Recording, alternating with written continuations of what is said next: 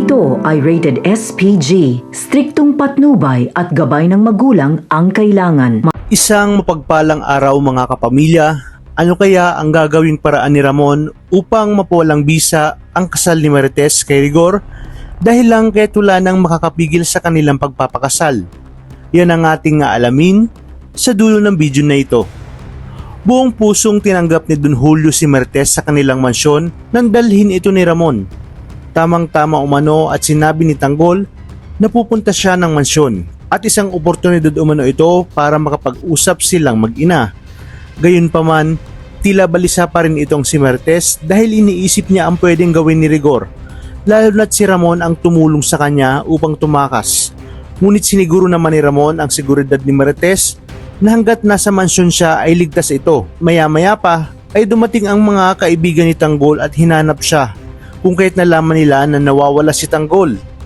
Biglang nag-alala si Marites at kinabahan na baka kung anong nangyari kay Tanggol. Hanggang sa makatanggap sila ng tawag na kidnap for ransom itong si Tanggol. Galit na galit si Ramon at pinangako na pagbabayarin kung sino ang nasa likod ng pagdukot kay Tanggol. Nakaisip naman ng paraan ng mga kaibigan ni Tanggol na lagyan ng tracker ang perang ibibigay nila sa kidnappers, kaya naman malalagay sa alanganin ang buhay ni Paeng. Binalaan ni Tanggol ang pamilya Benito na sa oras na makuha ang pera ay magpakalayo-layo na dahil hindi nila alam ang pwedeng gawin ng kanyang pamilya sa oras na malaman kung sino ang mga dumukot sa kanya. Hanggang sa dumating sa punto na si Tanggol na mismo ang nakiusap sa kanyang amang si Ramon na huwag tuluyan itong si Paeng at si Fatima at huwag gagalawin ang pamilya Benito.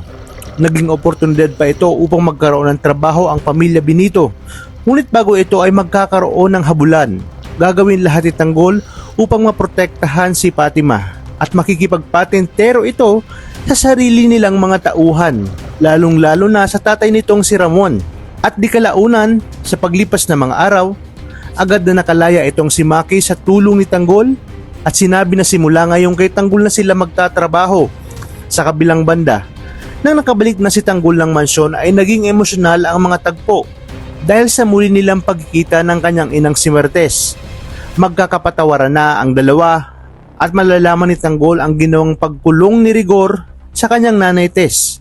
At sa paglipas ng mga araw ay naisip naman ni Ramon na pakasalan na itong si Marites upang wala nang maging habol pa itong si Rigor. Ngunit kasal umano sila ni Marites. Dito na sinabi ni Ramon na siya na ang bahala at magagawa niya ng paraan. Maya-maya pa ay dumating na nga si Rigor kasama ang kapulisan at kinuha ito ni Ramon na pagkakataon upang puruhan itong si Rigor at tapusin na. Isang malaking palaisipan kung sino kina Ramon at Rigor ang tuluyang magpapaalam.